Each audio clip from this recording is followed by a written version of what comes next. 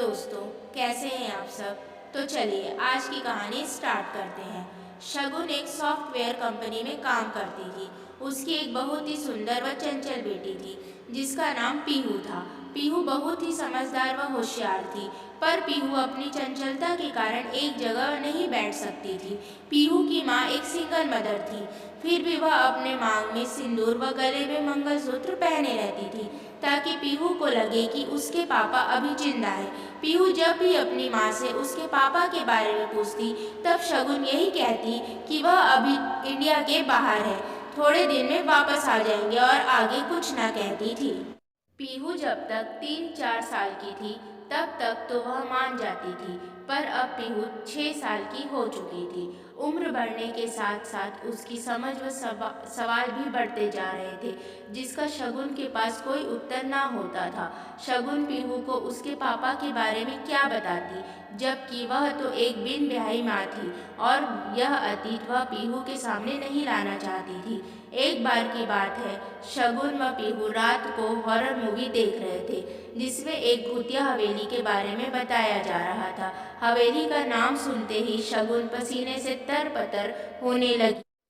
अब वह पीहू को टीवी बंद करके सोने को कहने लगी, पर पीहू और मूवी देखना चाहती थी। पर शगुन ने उसे डांट कर सुला दिया और खुद भी सोने की कोशिश करने लगी, पर उसकी आंखों से नींद आज कोसों दूर थी। वह उठकर खिड़की के पास चली गई। आज पूर्णिमा की रात थी और जिस दिन शगुन की जिंदगी बदली उस रात भी पूर्णिमा ही थी।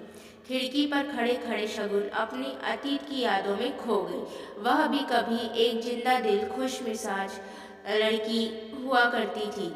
दिन भर वह पूरे गांव में उछल कूद करते रहती थी, पेड़ से आम तोड़कर खाती थी। गांव के ही बीचों बीच एक बड़ी सी आलीशान सी हवेली थी। वह संग्राम ठाकुर की हवेली थी। संग्राम ठाकुर वैसे तो बहुत धार्मिक किस्म का व्यक्ति था। सुबह शाम मंदिर जाना, भूखों को भोजन कराना, गरीबों को कपड़े बांटना, ये सब उसकी दिनचर्या में शामिल था। पर संग्राम सिंह की एक कमजोरी थी, खूबसूरत औरतें। अगर उसे कोई औरत पसंद आ जाए तो वह उसे पाकर ही रहता था। ऐसा नहीं था कि संग्राम सिंह की पत्नी नहीं थी। संग्राम सिंह की पत्नी एक सुंदर, दयालु व अत्यंत धार्मिक प्रवृत्ति की औरत थी। उसे अपने पति की हरकतों के बारे में पता था, पर वह कुछ नहीं कर पाती थी, क्योंकि उसे पता था कि अपने पति के खिलाफ आवाज उठाने पर उसे बाहर का रास्ता दिखा दिया जाएगा। अपना व अपने बच्चों के भविष्य के बारे में सोचकर वह कभी कुछ न कहती थी। सर्द दोपहर में एक बार शगुन को अमरूद खाने का मन हुआ। चूंकि अमरूद का पेड़ हवेली के ठीक सामने था और शगुन ने अपनी कुछ सहेलियों के साथ अमरूद तोड़ने का प्लान बनाया। चूंकि सर्द दोपहर थी तो संग्राम सिंह दोपहर का भोजन करके वहीं अपनी बालकनी में टहल रहे थे। बालकनी अमरूद के पेड़ के ठीक सामने थी। जब लड़कियों की टोली पेड़ के पास पहुंची तो ठाकुर साहब की नज़र शगुन पर ठहर गई। शगुन की हंसी की आवाज़ उनके कानों में गूंजने लगी। उसी समय से ठाकुर साहब शगुन की खूबसूरती के दीवाने हो गए। अब शगुन के बारे में सोच सोचकर संग्राम सिंह को रात भर नींद नहीं आई। सुबह उठते ही संग्राम सिंह सबसे पहले मंदिर गए, जहां शगुन भी अपनी माँ के साथ आई हुई थी। अब तो ठाकुर साहब ने पंडित जी से शगुन के बारे में सारी जानकारी इकट्ठा कर ली, जिससे उन्हें पता चल गया कि शगुन अपनी माँ के साथ रहती थी। शगुन के पिता बहुत पहले ही चल बसे हैं और वह बस एक इकलौती लड़की है। शगुन के घर में 5-6 गाय थी, जिसका दूध बेचकर शगुन की माँ घर चलाती थी। शगुन भी उनकी थोड़ी बहुत मदद कर दिया करती थी, क्योंकि शगुन का इस साल 12वीं बोर्ड की परीक्षा थी, इसलिए वो दिन रात पढ़ाई में ही लगी रहती थी। अब ठाकुर साहब दिन में एक बार शगुन के घर के बाहर चक्कर लगा ही लेते। एक बार की बात है, शगुन के यहाँ उसकी एक गाय बीमार पड़ गई। चूंकि ठाकुर साहब वहीं से गुजर रहे थे तो उन्होंने शगुन की माँ से आग्रह किया कि वह उस गाय की इलाज स्वयं करवाएंगे, और उन्होंने उसका पूरा खर्च उठा लिया। अब तो ठाकुर साहब को पूरी छूट थी शगुन के घर आने जाने की। अब वे रोज 5 लीटर दूध शगुन के यहाँ से लेने लग गए और वे रोज पैसे देते थे, जिससे कि शगुन की माँ की कमाई अच्छी होने लगी और वह वह उनकी बहुत इज्जत करने लगी। अब धीरे धीरे ठाकुर साहब को शगुन को पाने की इच्छा भी तेज होने लगी। एक दिन की बात है, उस दिन सुबह से ही तेज बारिश हो रही थी। ठाकुर साहब उस दिन भी शगुन के यहाँ दूध लेने गए, पर बारिश के कारण शगुन की माँ गाय का दूध नहीं निकाल पाई थी। अतः शगुन की माँ ने ठाकुर साहब से कहा कि शाम को शगुन उनकी हवेली में दूध छोड़ने जाएगी। अब तो ठाकुर साहब जो मौका खोज रहे थे वो उन्हें आज मिल ही गया। चूँकि उस रोज पूर्णिमा था, तो उनकी पत्नी मंदिर जाती ही थी कथा करने के लिए। चूँकि ठाकुर साहब भी हमेशा अपनी पत्नी के साथ मंदिर जाते थे, पर उस दिन उन्होंने अपनी तबीयत खराब होने का बहाना बनाया और हवेली में ही रुक गए। उन्होंने सभी नौकरों को भी आधे दिन की छुट्टी दे दी।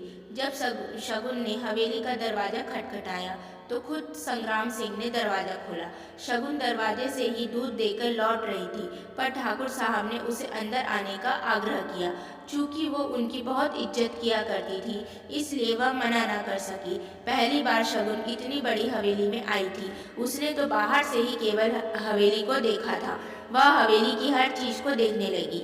इसी बीच ठाकुर साहब ने उसे कोल्ड कॉफी के लिए पूछा। चूँकि उसने तो यह नाम ही पहली बार सुना था, तो उसने उत्सुकतावश हाँ कह दिया। बस क्या था, ठाकुर साहब को मौका मिल गया अपने विचारों को हकीकत का रूप देने का।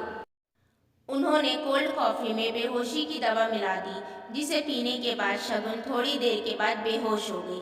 अब ठाकुर साहब उसे अपने कमरे में ले गए और उसके साथ जो करना था वह करके उसे अपने हवेली के पीछे गार्डन में छोड़ दिया और हवेली में आकर सो गए, जैसे कि कुछ हुआ ही ना हो।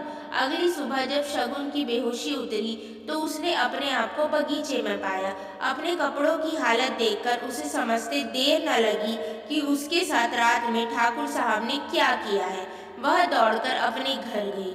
शगुन की माँ को शगुन की हालत देखकर समझते देर न लगी कि शगुन के साथ अनहोनी हो चुकी है। शगुन ने अपनी माँ को बताया कि यह सब ठाकुर साहब ने किया है, तो उनके तो पैरों तले जमीन ही खिसक गई।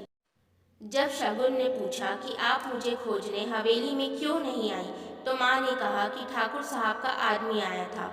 उसने कहा कि तू रात भर मंदिर में ठकुराइन के साथ ही कथा व अनुष्ठान में बैठी थी, इसलिए मैं तुझे लेकर निश्चिंत थी। अब थोड़ी देर बाद ठाकुर साहब खुद शगुन के घर आए। उन्हें देखकर शगुन का खून खौल उठा। ठाकुर साहब ने दोनों माँ बेटी को धमकी दी कि अगर ये बात गांव में किसी को भी पता चली तो उनका जीना इस गांव में मुश्किल कर देगा। उसकी धमकी से दोनों डर गए। अब तो शगुन ने घर से बाहर निकलना ही बंद कर दिया। उसकी सहेलियां घर आती तो भी शगुन किसी तरह की बात नहीं करती, हमेशा गुमसुम सी रहती, जिससे कि आसपास वालों को शक हुआ कि शगुन के साथ कुछ तो हुआ है। अतः वह शगुन की माँ से शगुन के बारे में पूछने लगे। इसी बीच शगुन का 12वीं का परिणाम भी आ गया, जिसमें उसके 80% अंक आए थे। अब शगुन की माँ ने शगुन से आगे की पढ़ाई के लिए शहर जाने को कहा, ताकि वह पढ़ लिख कर अपने पैरों पर खड़ी हो सके। शगुन की माँ के पुणे में रिश्तेदार थे, तो उनकी मदद से शगुन का शहर के अच्छे कॉलेज में एडमिशन हो गया। कॉलेज में ही हॉस्टल था, तो शगुन को खाने पीने की कोई परेशानी नहीं हुई। इधर शगुन की माँ और ज़्यादा मेहनत करने लगी, ताकि शगुन को शहर में पैसे की कोई कमी ना हो। इधर शगुन भी अपने अतीत को भूलकर आगे बढ़ने की कोशिश करने लगी। अब वह कॉलेज के बाद बच्चों के घर जाकर उन्हें पढ़ाने लगी, ताकि अपनी ज़रूरतें खुद ही पूरी कर सके। इधर एक दिन शगुन को अचानक उल्टियाँ होने लगी। जांच कराने पर पता चला कि शगुन 2 महीने की गर्भवती है। उसकी सेहत भी इतनी अच्छी नहीं है कि अबॉर्शन किया जा सके, तो उसे गर्भ रखना ही पड़ेगा। अब तो शगुन पर दुखों का पहाड़ टूट पड़ा। शगुन ने जब यह बात अपनी माँ को बताई तो वह उसे एक ऐसे गांव में लेकर गई जहां उसे कोई नहीं जानता था। 7 महीने दोनों वहीं रहे। 7 महीने बाद शगुन ने पीहू को जन्म दिया। शगुन की माँ पीहू को संभालने लगी। यहाँ शगुन पुणे वापस आकर फिर से अपनी पढ़ाई शुरू कर दी और 3 सालों में वह ग्रेजुएट हो गई। फिर उसने एक कंप्यूटर कोर्स कर लिया, जिससे कि उसे अच्छी कंपनी में जॉब मिल गई। अब शगुन पीहू को अपने साथ ही रखने लगी। शगुन की माँ फिर से गांव लौट आई। शगुन ने पीहू का शहर के एक अच्छे स्कूल में एडमिशन करा दिया। शगुन अपने अतीत के बारे में सोच ही रही थी कि पीहू अचानक से उठ गई।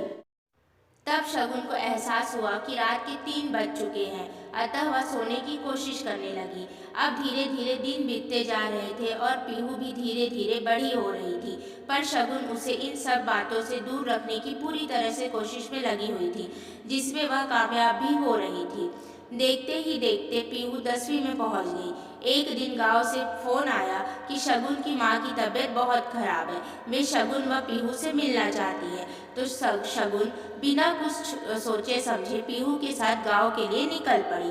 गांव पहुंचकर शगुन ने देखा कि उसकी मां अपनी आखिरी सांसें गिन रही है। शगुन की मां शगुन से अकेले में बात करना चाहती थी। पीहू बाहर ही रुक गई। शगुन की मां ने शगुन से वादा किया कि वह ठाकुर साहब और अपना सच कभी भी किसी के सामने नहीं आने देगी। यह बात पीहू ने सुन ली। शगुन की मां थोड़े समय बाद ही चल बसी। शहर पहुंचकर पीहू ने जब शगुन से ठाकुर साहब के बारे में पूछा तो शगुन हड़बड़ा गई। फिर उसने एक बात संभालते हुए बोला कि वो हमारे गांव के रईस आदमी हैं। तो उसने अपनी नानी का वादा याद दिलाते हुए पूछा कि उन्होंने अपने आखिरी वक्त में ये सब क्यों कहा, जिसका शगुन के पास कोई जवाब नहीं था। तो पीहू ने अपनी कसम देकर अपनी माँ से सब सच बताने को कहा, तो शगुन के पास कोई जवाब नहीं था। तो शगुन अपने जज्बातों को रोक ना सकी और उसने उस काली रात की सारी सच्चाई पीहू को बता दी।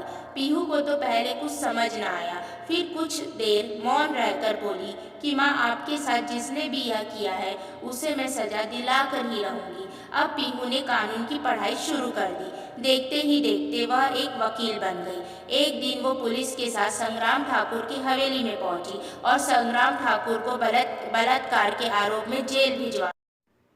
ठाकुर साहब को बेल तो मिल गई, पर उन पर मुकदमा चलता रहा। उन्हें पेशी के लिए बार बार शहर आना पड़ता था। शगुन व पीहू की 4 सालों की कड़ी मेहनत के बाद आखिरकार संग्राम सिंह को 7 साल की जेल हो गई। अब पीहू व शगुन फिर से खुशी खुशी रहने लगे। तो दोस्तों, आपको अगर यह कहानी पसंद आई हो तो प्लीज़ इसे लाइक करें, शेयर करें एंड चैनल को सब्सक्राइब करें।